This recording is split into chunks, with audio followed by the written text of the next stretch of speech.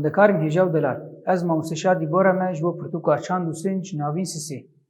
Waneyê me ya îro li ser encamê ku çand derdixe holê. Xwe encamê ku çand derdixe holê em dikarin di 5 xalan de binirxînin em bêjin. Xala yekem çand di wateya giştî de ji bo mirov, kom û civakan tiştên ji bo jiyana wan pêwîst e dadbîn dike yan jî misoger dike.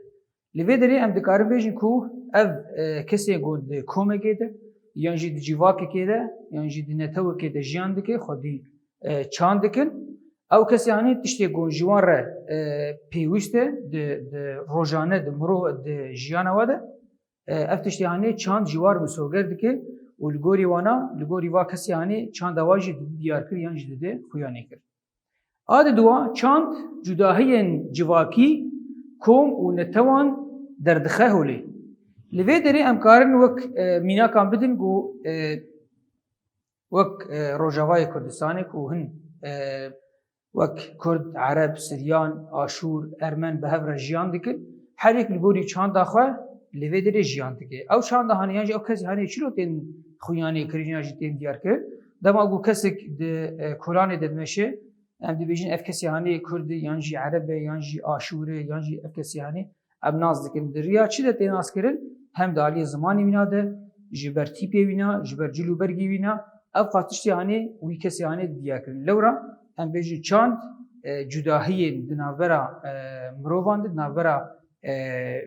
kom yan jî netewa de derdixe holê û wa kesê hanê didê diyar kirin. Asê yem çand nirxên herêmî,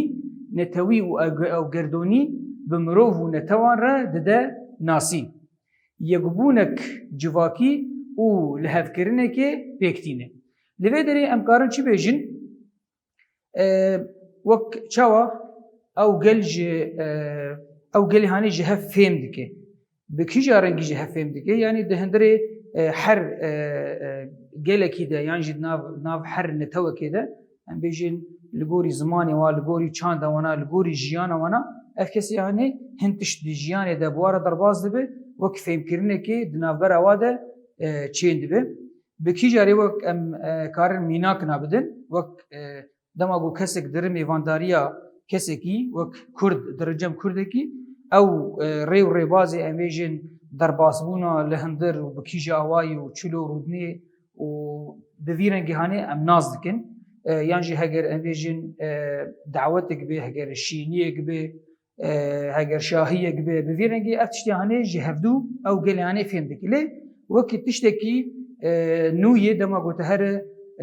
daweta meselen hin kesên Ereb yan jî heger hin kesên Firle be ji ber vê yekê wek tiştekî nû yê çima ji ber ku çandekî dine ew tiştê hanê xweşik naye xuyanî kir lê hêdî hêdî bi demê re ev kesî hanê piştî ku hevdû naz dikin dîsa carekê din wek lihevkirinekê yan jî wek fêmkirinekê di navbera wa de çê dibe. Xala pênca a çara em karin bêjin çand kesayeta civakî yan jî nasnameya civakî bi mirovan re mirovan dide bi destxistin. Yani çawa em bêjin wek waneyên berî wêne wexta ku me ser Kurdan bir yan jî wexta ku me ser Ereba bir wexta ku meqala çawa em bêjin wek mêrxasî li cem Ereban ev wek taybetmendiyekî wî gelê haneyê li ser wana hat naskirin. Çima ji ber ku li gorî çanda wana, li gorî tiştê ku ser wana hat naskirin ev taybetmendî yan jî ev nasnameya hanê dide van kesê hanê. Kesên em bêjin ku li çiya dijîn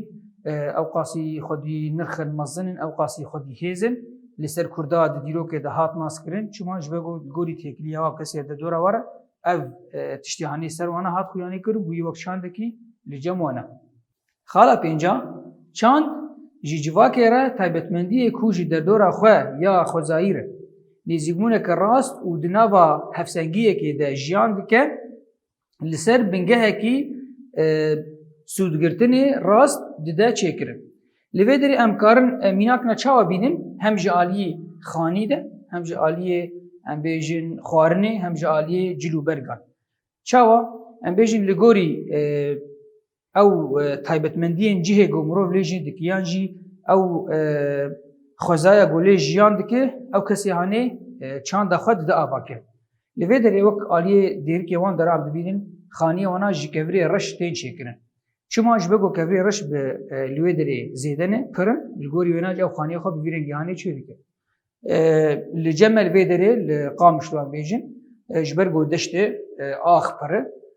افکسی یعنی مثلا بکلپیچا خانی خو چی العالی حلبه بکوری سپی چی دیگه لاسکی موبه جقشای چی دیگه چما جبه گو تشتی گو لجمونا هی خزایا و evet ad dua xwarin bêjî kesê ku nêzîkî cem yan jî derya bit bînî mesela wek çandekê li cem wana çêkirina masiyan li cem wana gelekî heye ev jî dixuyanî kirin ku ew kesin nêzîkî avê dijîn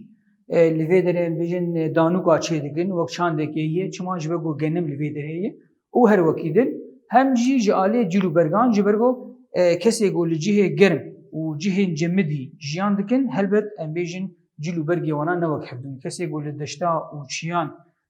em bêjin dijîn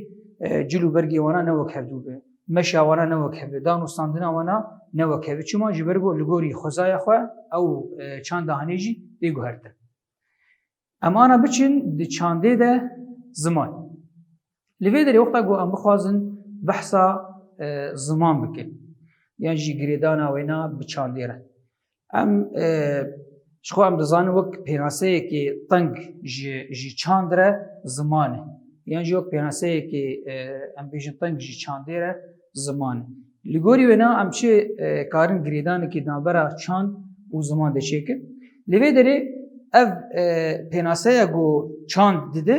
ji wexta ku dibêjin çand ziman e wek pênaseyekê teng ev dixuyanî kirin ku zimanê wan kesê hane çanda wana didî diyar kirin yan jî dixuyanî kirin lewra wexta ku kesek bi zimanekî de axive ez pê zanim ev kesê hanê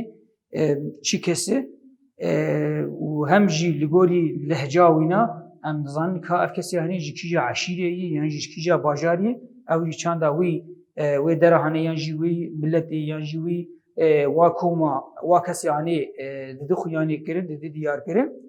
li gorî wana jî meselen em karin va kesê hanê nas bikin ev jî aliyekî de